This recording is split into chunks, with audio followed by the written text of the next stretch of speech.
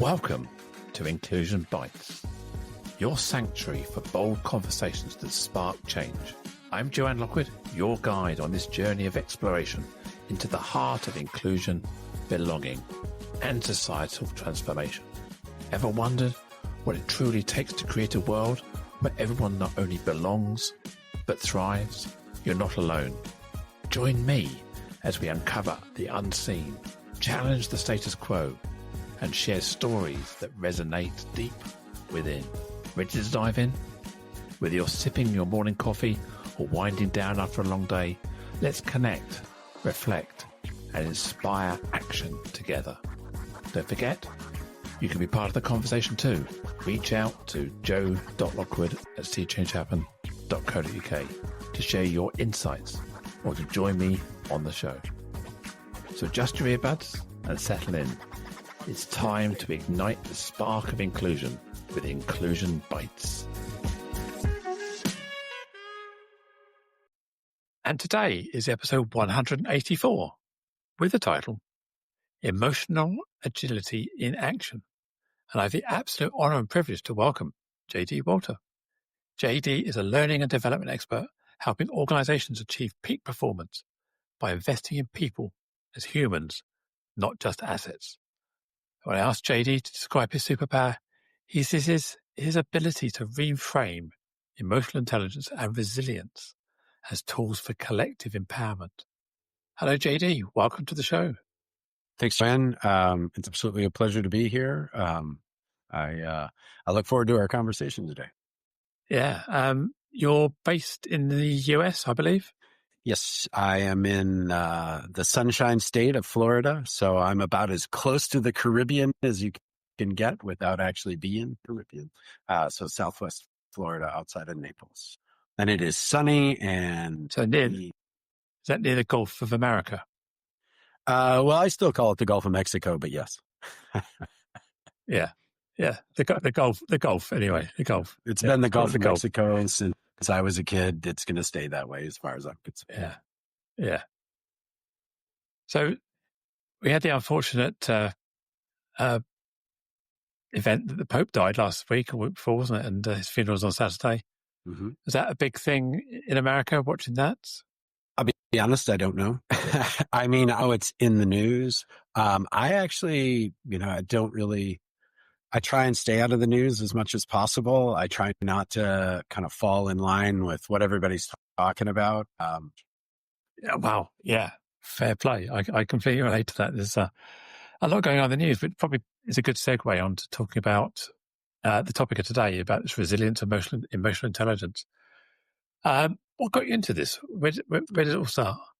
So I think, my background, education-wise, experience, I am a former member of the U.S. Navy, and I was more of a strategist early on.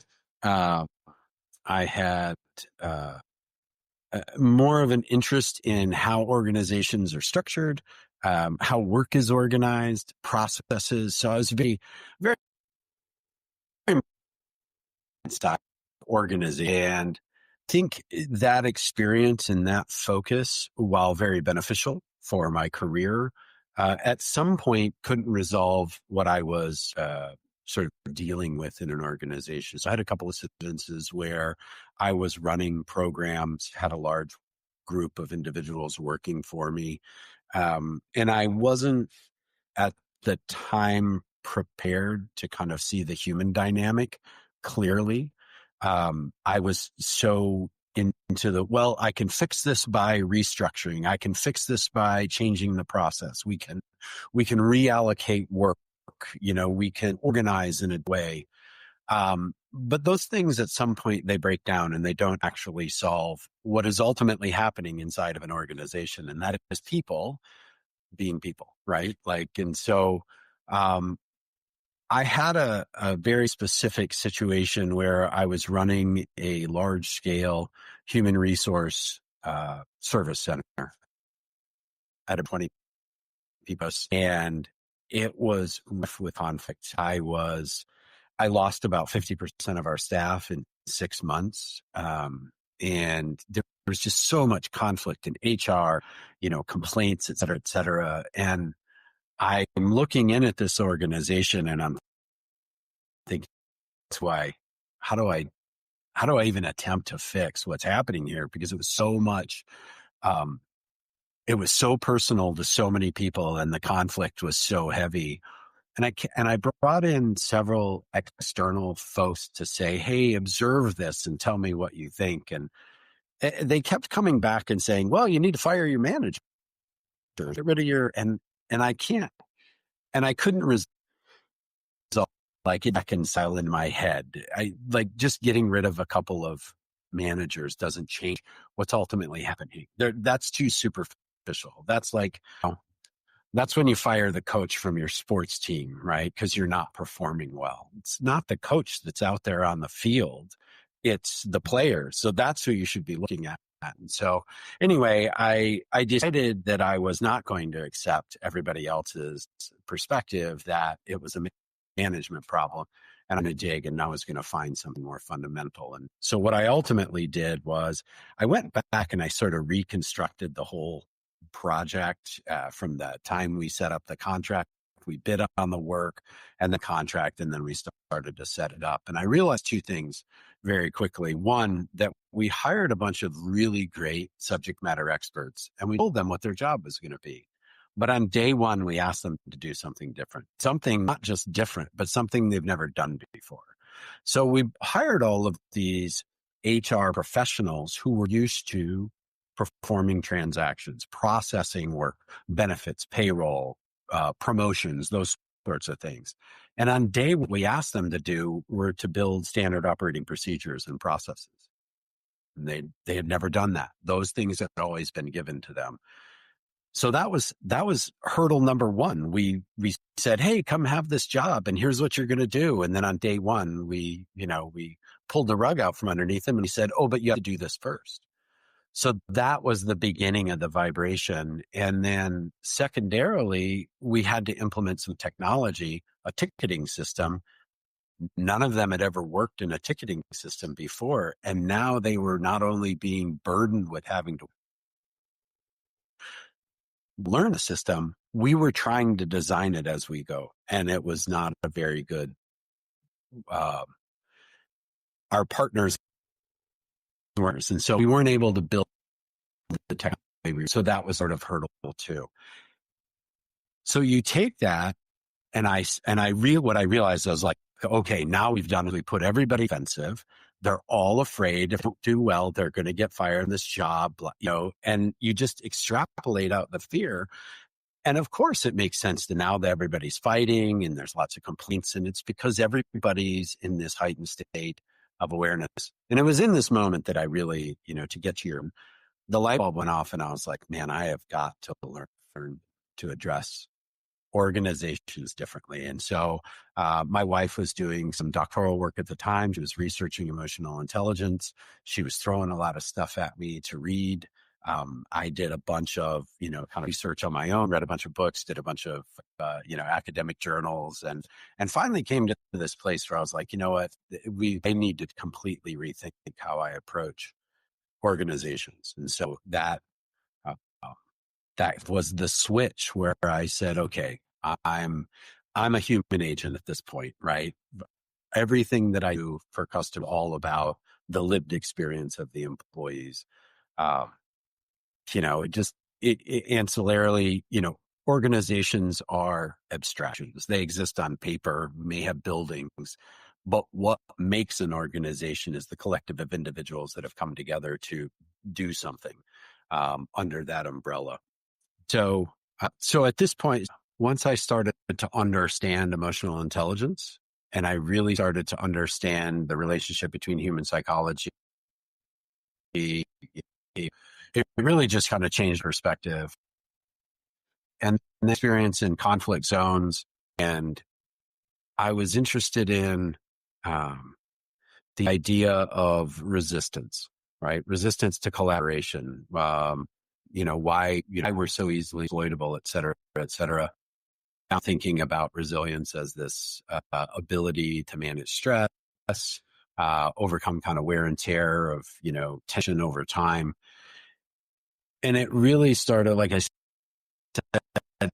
this is the key here. If we want to strengthen ourselves, if we armed to avoid being drawn into wars going on in our environment. So our environment want to choose, want to be rash, we want to respond in an appropriate way. And resilience for me is really what that's all about. And so I use resilience in a synonymous. We can talk more if you want about, how those aspects come together. Yeah, I'm keen to find out a bit more about the team dynamic you observed in your in the epiphany time when you did that. Because people, as you say, people blame the manager. Sometimes it's appropriate, but often I find managers haven't been trained to be managers. They're promoted from the ranks without any tools, without any success. And then suddenly expect them from being a great engineer to being a people person and a people leader is often unfair. But hopefully we can train people. And I think emotional intelligence is something that, personally, my own experience is once you become aware that it's a thing and you start to focus on it, it becomes something you can develop skills in. Is that right? Mm-hmm.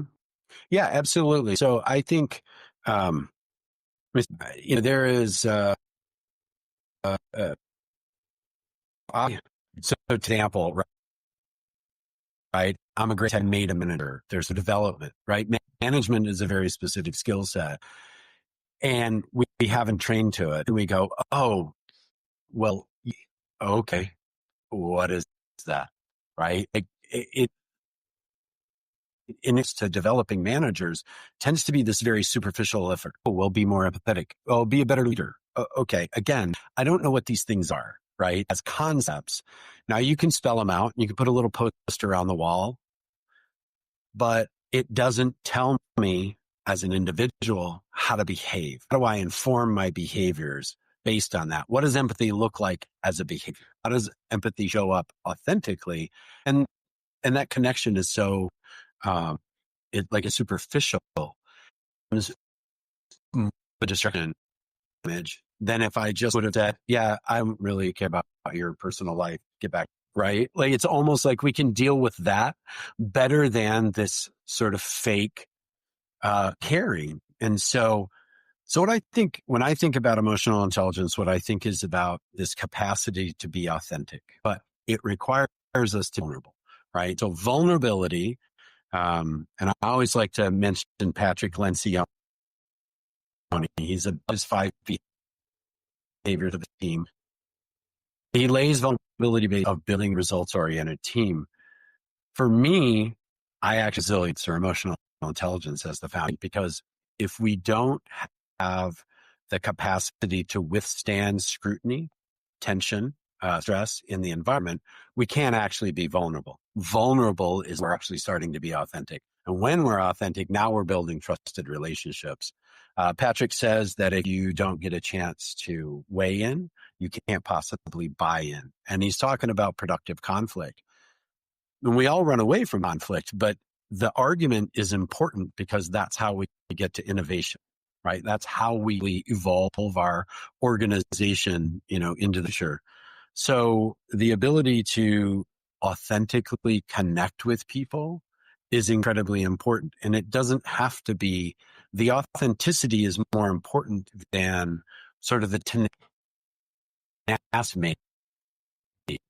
let's say, in the environment. What people are keen on is they're looking for that. They're looking to engagement all the time. What is it?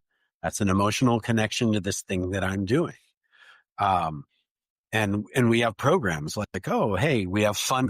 That's going to rise the engagement. Engagement isn't about whether I like the organization, whether I like the people I work with. It's about, can I emotionally connect with this work that I'm doing, with the mission, the thing that I do, the task that I do on a daily basis? If so, then I'm going to be too productive as possible. But what stops the noise around me, all the drama around me, all the change that's constantly happening? So if I'm constantly reacting to all of these things happening in my operating environment, I'm never actually able to get to be being a peak performer. So again, it's the resilience that comes from, well-developed emotional intelligent competency that allows me to be vulnerable. And it allows me to, and what we're really talking about is I have a root of who I want to be. So I'll draw from, concept of human psychology. Ideal self is who do I want to be in the world? And if I have a measuring stick, then I can make decisions in the moment how to behave. So in that exchange, you having to really know I'm distracted. There's this thing. What I want to be able to do, be able to connect with you. That you're facing, I've ever faced. Maybe I can't truly be empathetic, but I can certainly be sympathetic. But what I can ultimately do is I can use space. I can say, you know what? You need to take the day off. Don't worry about it. Go home. If you need anything, let me know. But go take some time. Go take a walk. Do whatever, whatever it is that you need to do instead of driving towards, well, that's too bad. You feel that way. You go back to work. The law in that latter scenario is tenfold. Taken until a day we don't work 8 hours a day anyway. So it's not like we overblow the loss of production because we assume that 8 hours is being worked every day, but we know that's not true. In team dynamics, in leader team dynamics, I imagine there has to be a kind of a normalization of a balance of emotional intelligence, because if you're not careful, if you're imbalanced, one person has high emotional intelligence and one has low or not aware of it, that can create frustration on both parts. Someone's trying to be empathetic and listen and manage you and look after you. You're neurodiverse or your empathy levels are low. You're kind of, you feel uncomfortable in that situation. So how do we kind of try and level out this imbalance sometimes? Step away from an organization, just look at the world. And I think about all the crime on a daily basis. The world is ripe with this. That's the first thing. That doesn't matter that we're at work. Our lives are our lives, and they're filled with all of these, right? Whether it happens within the bounds of the organization or not. I've done a lot of work with public servants in the United States. If you've read news, you know that there's a big move to total number of federal employees in the federal government or in the government in the United States. That's not necessarily a bad thing, but unfortunately the narrative that goes along with it is these people aren't being productive. They're not great professionals. These guys, they're not really doing they're lazy, they're this, they're that. And those things couldn't be any further from the truth, but that is going to necessitate that as we step back and we kind of, we protect ourselves from this criticism option, right? So I think, when you have imbalance when you have the imbalance, you can, I'm trying to think of the best way to say it. If I look out into the world and I see of the drama, ways that sort of at each other, more. It's shouting match. Everybody's trying to be heard. There's no more focus on bringing in evidence and proving a truth. It's because there's just so much vitriol in the world, and it's exactly what you're describing. So look at it from that perspective. What I think I can commit myself to not be distracted by all of the stuff that's coming after me. I'm in a position, I say, maybe not be as negatively impacted by all of the stuff. And ultimate world, a much nicer place. We'd all get along a lot better. And I think that's ultimately what we really need to be doing is we need to be acknowledged we're different, right? We're all diverse in all the different ways you can be diverse and numerous others. They all come from someplace different. We all approach life different. We have different beliefs, different opinions, different desires, but it's all okay because there isn't a right. And I think this is where the emotional intelligence, and I think emotional intelligence in that scenario that you're talking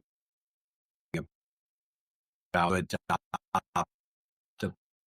okay, to be where you are. Okay. Do you want to be better? That's really the question. It's not, do you agree with me?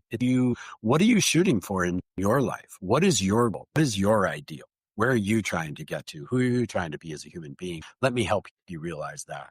And if we do that, I think all the rest of the stuff just kind of starts to fall into place. But it requires a strength, right? A resilience within you to be able to put yourself out and say, this is me without apology. This is who I am. You can be who you want. I take no offense to celebrate you. Be who you want to be. But let's do that in a way that we're not trying to change each other. We're not falling on a flag.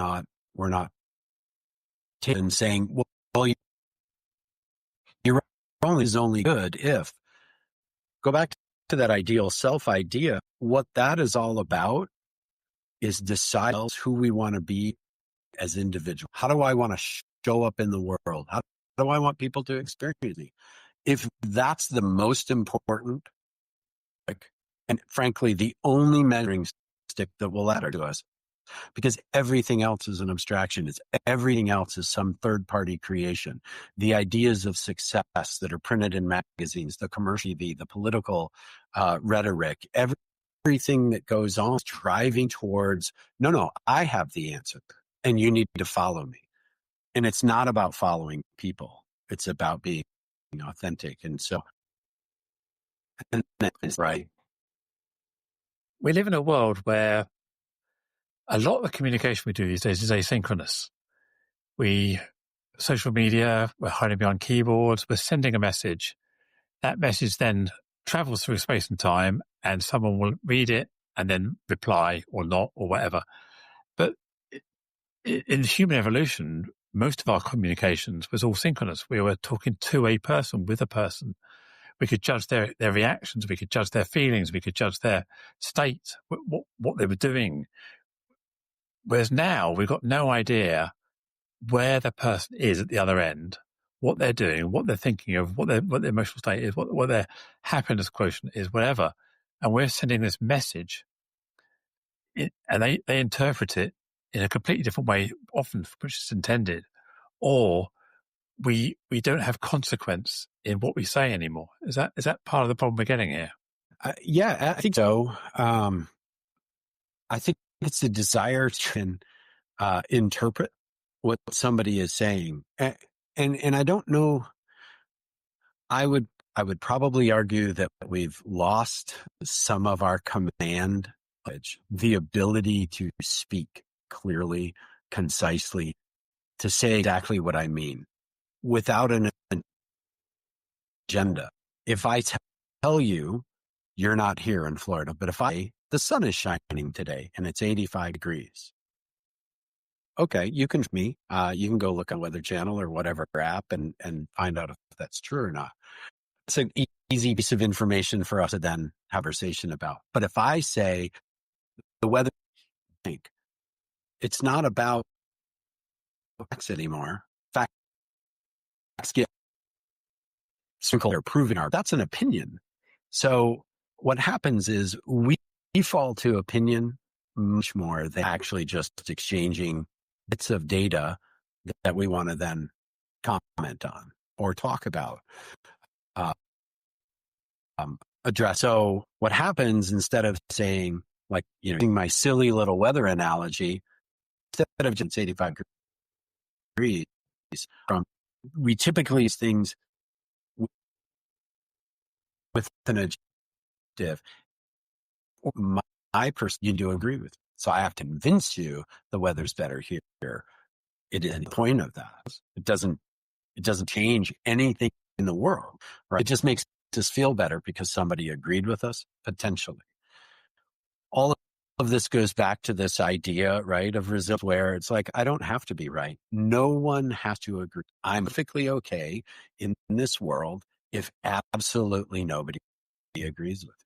Now, I might want to consider my beliefs if absolutely nobody is agreeing with me, because maybe there's something that I'm missing. So I should consider that. But at the end of the day, the point isn't to be the same as or different from to have my own perspective based on my lived experience, and then to let everybody else have the same thing. So to grant that courtesy or that grace, say, listen, your lived experience, how it's all on you.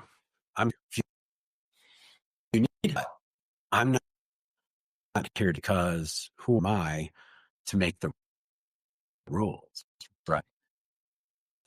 I place in swim. But that comes to, right? Like come back to a comfort level. Are we confident enough? Are we secure enough in ourselves?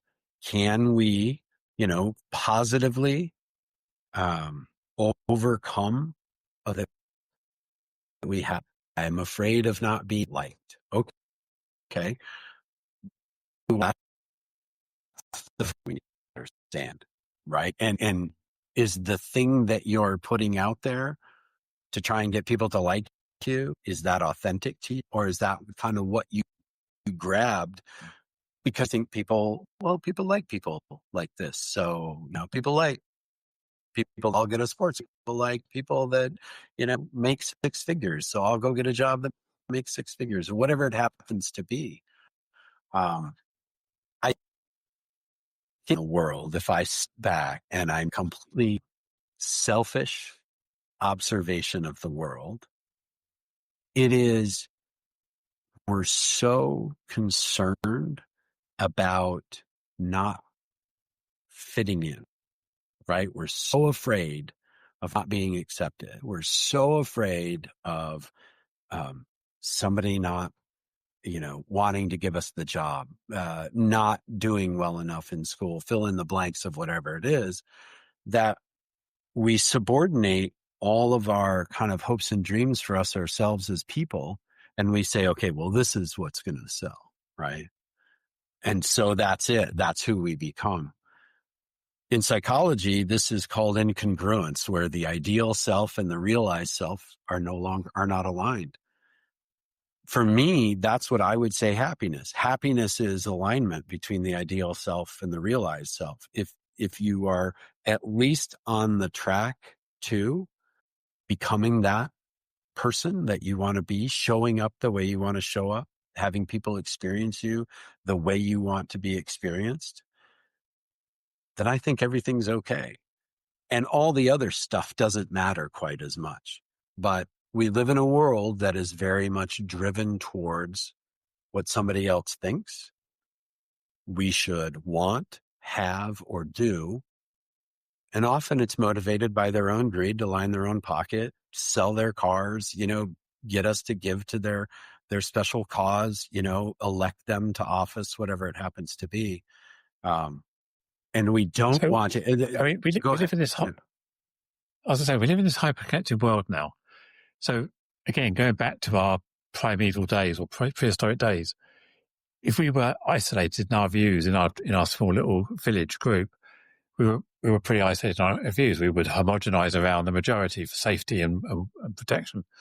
But now we can, almost in our infinitely connected world, we can find someone who's going to agree with us somewhere. And we build these networks of people who agree. So we create our polarized affinity groups and tribes out there in online, whatever it may be.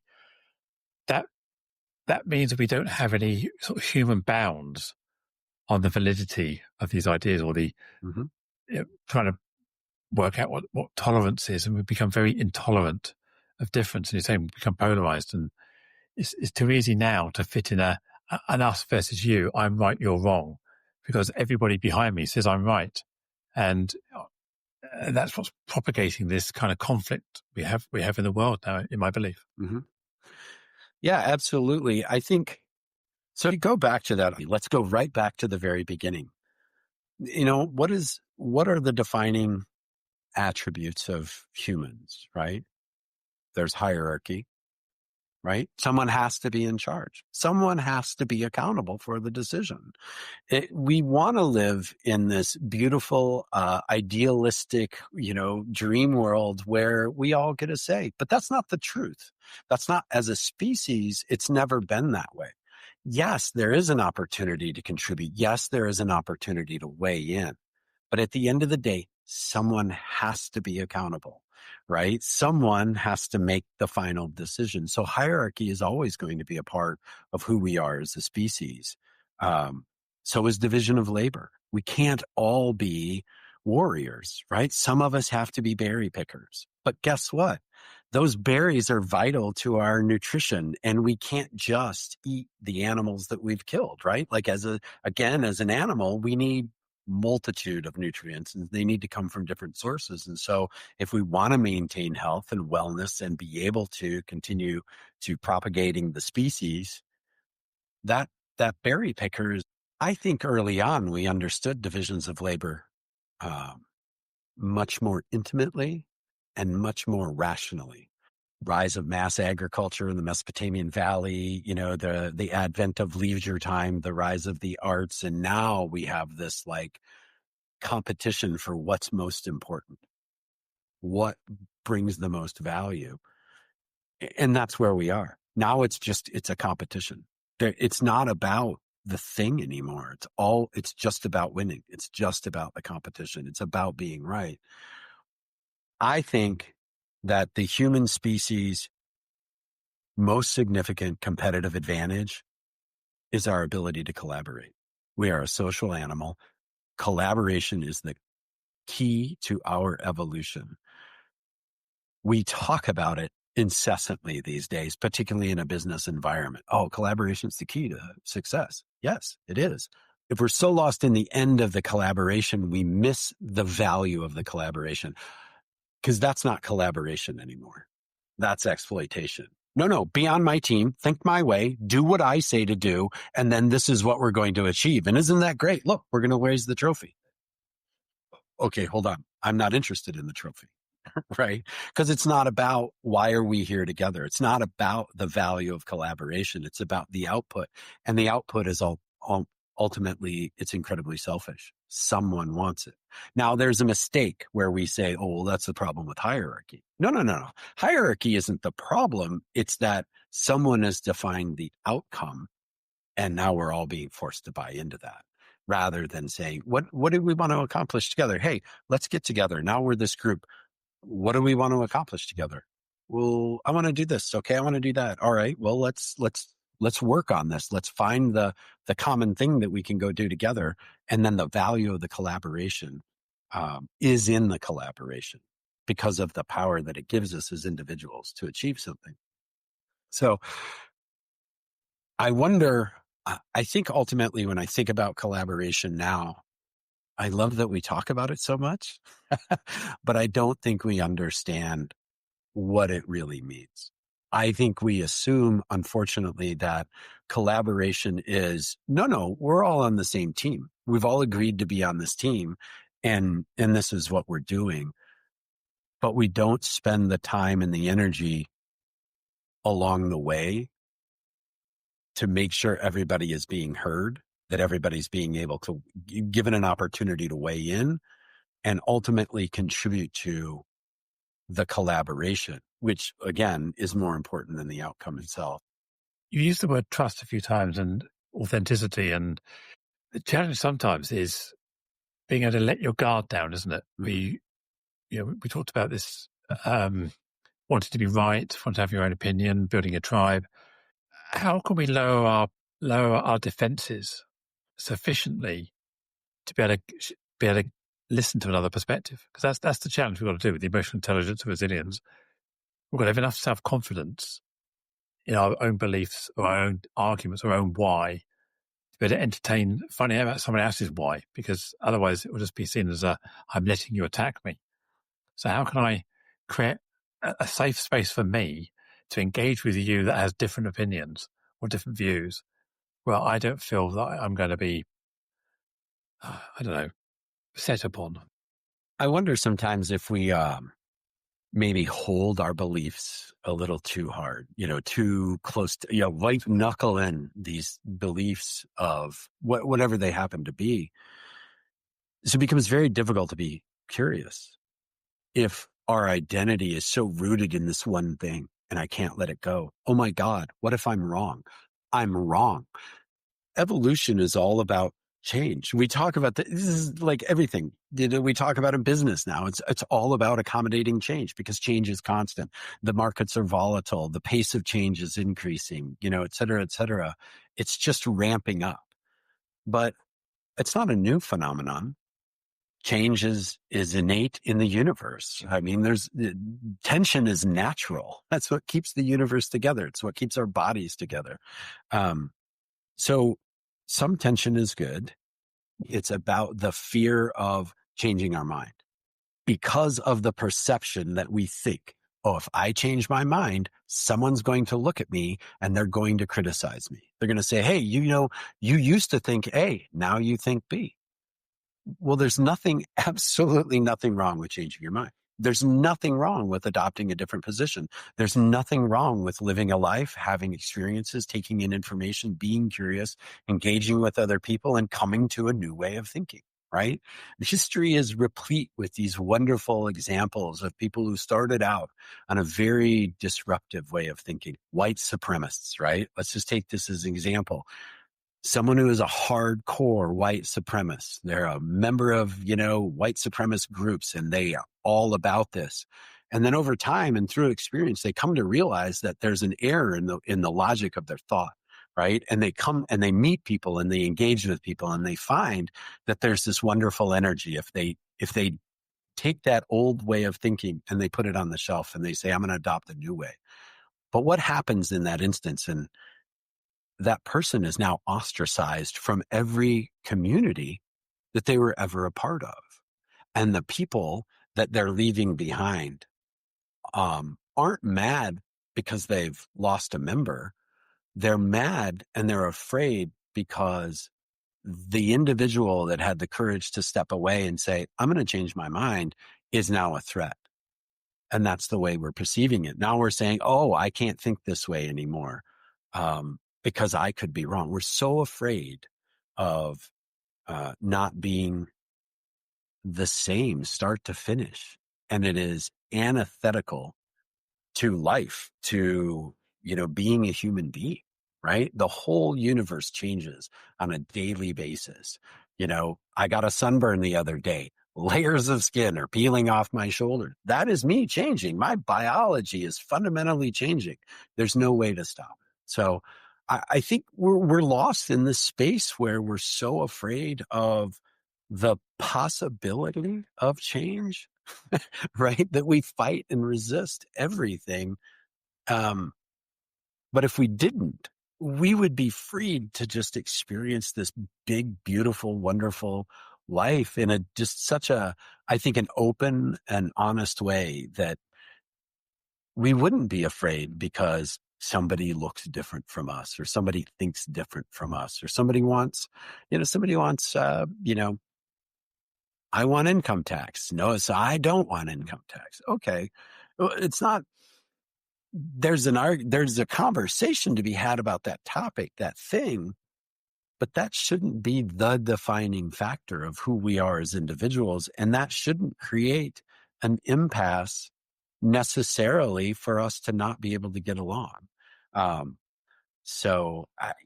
example you gave there about income tax, we need to step away from the minutiae to the overall objectives, don't we? So what do we want? We want a society that's safe, productive. I want to go about my life. I want to have this. I want to have freedom. I want to have happiness. In order to have that, I recognize I need to contribute to the running of society. Mm-hmm. I can either do that this way or I can do it this way. One of these ways is income tax, or I can trade income tax with effort. Or I can do whatever. But somehow, if I want to share resources, I've got to contribute to that pot of resources. So if we can get people to talk about the problem we're trying to solve or the reality we're trying to create. And this is just a vehicle to get us to that reality. And we have a different perspective on the best way of funding that reality. Mm-hmm. Then we could talk about what would be a better way of funding it. Well, we'd all love it if food was free, water was free, sunlight was free, and we didn't have to pay anything. We'd all love that. But actually, where we are today is here. Mm-hmm. So how do we solve that problem? And it's trying to take it away from the politics of the little and talk about how do we achieve our big objective. And that's what we're sometimes bad at. We get locked into the minutiae of solutions, not the challenges we're trying to fix. Yeah, I think about, so we talk about self-awareness as a component of emotional intelligence, but there's two ideas, awareness and mindfulness, right? And I've always sort of talked about them this way, right? Awareness is the macro, right? I know what's happening in my environment. It's not necessarily head on a swivel, but I know what's going on around me. But I'm not paying immediate attention to it, right?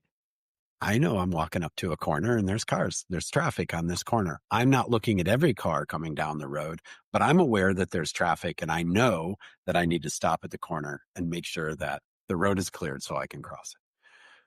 Awareness is just knowing that there's traffic. Mindfulness is the moment that we stop and we say, okay, those cars are far enough away and I need 3 lanes. I can make it, right?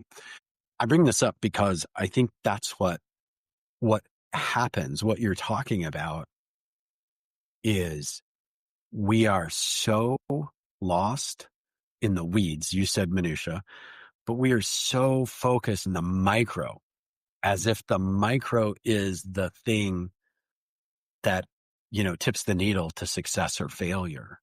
And it isn't, right? It's the bigger stuff. But the bigger stuff are made up of all of these.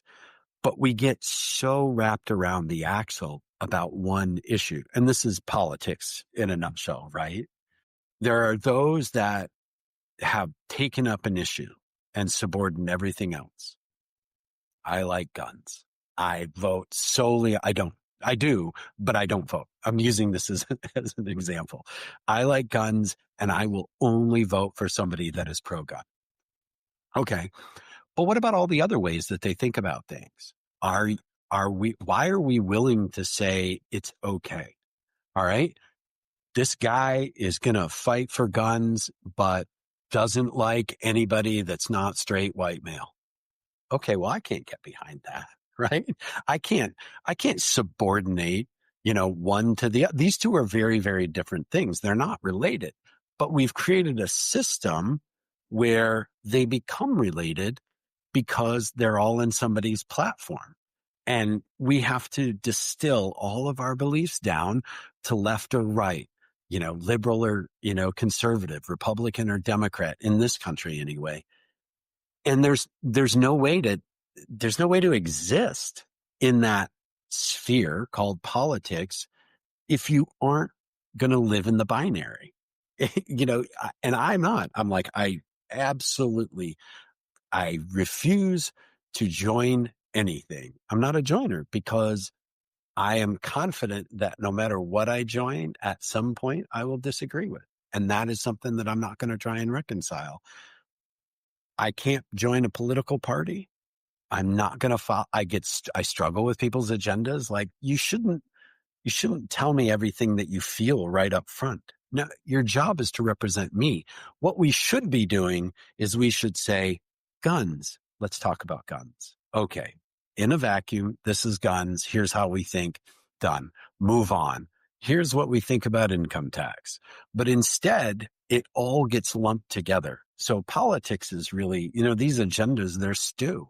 And you can't weed anything out. And then, of course, in this country, oh my God, the way they write legislation, it's just, these bills are just so big and there's just so much stuff in them. It's no wonder nobody can ever agree on this stuff because there's just so much in it. There's no way you can possibly agree with every little thing. So I think we've gone to this place where it's like all or nothing, right? So we talked about, like, we focus so much on the micro, like you were saying, we're here and we're intently focused on the minutia, but then we just we throw it away. We don't want to have that conversation. And it becomes about, well, are you left or right? Well, if you're right, you got to love guns and you got to hate, gay people. Well, that's stupid. That's a completely archaic way of thinking. Why can't I be economically conservative, but like socially liberal? Well, there's no place for me in the US political spectrum if that's my belief. So what are my options? I either have to subordinate one of my beliefs or I just step away, which is what I've done. I just don't vote. I'm not going to be a part of it. Um, I believe there are other ways that I can show up as a human being and advocate for the things that I believe in, right? Everybody gets a choice. Make your life choices, whatever they are. I will celebrate all of them and I will champion them. I can't do that inside of a political spectrum. So I have to step away from it. But again, this goes back to that fear. I'm comfortable not belonging.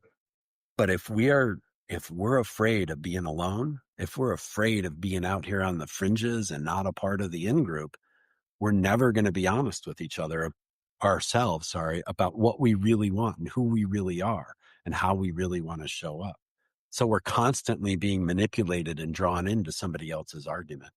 But the upside is that if we all just ignored the argument goes away, right? We don't actually have to get into the debate. And that's what we don't realize.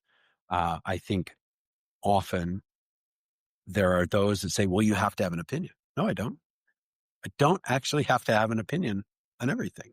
I don't have to have a belief on everything. I have to have opinions and beliefs based on my lived experience and what works, what's right for me.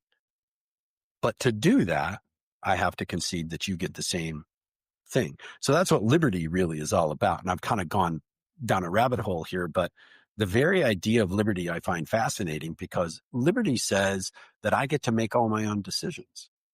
But the freedom to make all of those own decisions comes with an obligation to care for everybody else's liberty. And we don't remember that here in this country anymore. We've forgotten what liberty actually is. Liberty is more about constraint than it is about expression. But we don't want to talk about that anymore because we want our liberty is all about do whatever I want, whenever I want, and you can't stop me. Well, that's reckless and dangerous, and it's rude because you're not caring or considering anybody else's perspective. So I could go on and on about this because I think this is fundamentally what's broken in society is our willingness to stand on our own and our willingness to let everybody else stand. So when you're going into organizations, when you're working in, let's call them conflict zones. I don't mean battle zones with armies and tanks. I'm talking about conflict zones in organizations where, much like the one you described right at the beginning, how can you get people to disarm, lower the threat levels? What sort of techniques do you use? Well, I think the first thing is to recognize that what we're reacting to is probably a superficiality. It's more of a symptom. So we're not actually talking about the root of what the matter is. So go back to my example about the service center that I was running. The management, that was very much a symptom, right? Like, let's just fix this rather than go and figure out what the root is. Why are people vibrating? So what I try and do is without any aggression, right? But creating a safe space, but allowing people to step away and helping walk back from the point of like, we're butting heads over this right now, but what are we really struggling with? What is really causing us to adopt this particular position? Where are we as human beings in this moment? What are we afraid of? And if we talk about that, if we can acknowledge that, then we can get past it, right? Then we can say, well, if you don't do this and we don't produce and this project isn't done on time, we're all going to get fired. Oh, okay. We have a much more fundamental fear here, but Are you afraid of getting fired because you're going to lose this job? Nope, it's deeper than that. This money that I make through this job funds a lifestyle. Now there's probably a family behind me, children. There's dependents, right, on me as an individual income earner. So the fear of losing my job isn't even about losing a job. It's about losing the ability to take care of the things that I am supposed to take care of, as a father, as a husband, let's say. And that is more in tune with the ideal that I have for myself, where I'm a good parent. I'm a good husband. I'm a good provider. I am dependable. People can count on me. The people that I love can 100% count on me, and I will always be there to take care of them. If that's what's going on. And so that argument about the project not being done on time often is rooted in something much more fundamental. And so I think we've got to get back to that. We have to have that conversation. Like, okay, yeah, got it. All right. How do we protect ourselves? So what we're doing right now, this project isn't even about this project because somebody else decided what this project is. But our job is to make sure that it's successful. Okay. Are we really going to get fired if we're not on time on this project? Potentially, yes. But more often than not, we're probably not going to get fired. We might get a bit of a chewing, right? We might hear about it, but we're not actually going to get fired, right? And so I think we need to, that's what I try and do. I try and step us back to where are we at? What's really going on in our heads? What are we really afraid of? What are we really rejecting? What are we really reacting to here in this moment? Because that foundational stuff, we're much more aligned on that. We all can understand that. Oh yeah, we all have responsibilities. We're all parts of families, units, friends. Like there's so much more similarity there at the foundational level. And it's much easier for us to get on board with an idea at that level. Right? Like now, how we fix this project, what do we need to do to get this project back on track and in budget? That stuff is tertiary at best, right? In those moments of conflict. JG, this is fascinating. I could talk to you all day. This is really up my street as well. We share a perspective on this, so this is really interesting. How can people get hold of you if they want to find out more?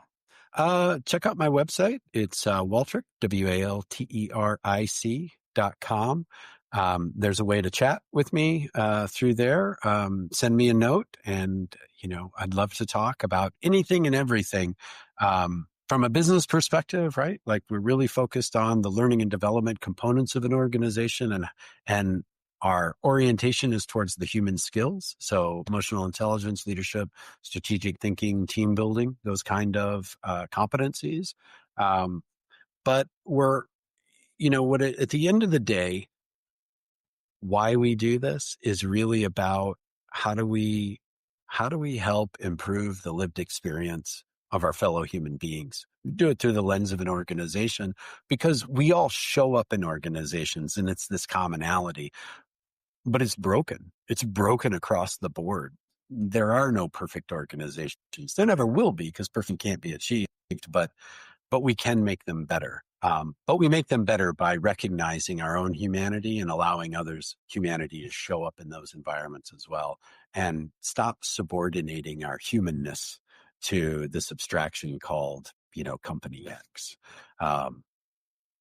Yeah.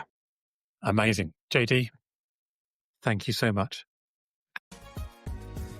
As we bring this conversation to a close, I want to express my deepest gratitude to you, our listener, for lending your ear and heart to the cause of inclusion. Today's discussion struck a chord. Consider subscribing to Inclusion Bites and become part of our ever-growing community, driving real change. Share this journey with friends, family, and colleagues. Let's amplify the voices that matter. Got thoughts, stories, or a vision to share? I'm all ears. Reach out to joe.lockwood@seechangehappen.co.uk and let's make your voice heard. Until next time, this is Joanne Lockwood, signing off with a promise to return with more enriching narratives that challenge, inspire, and unite us all. Here's to fostering a more inclusive world, one episode at a time. Catch you on the next bite.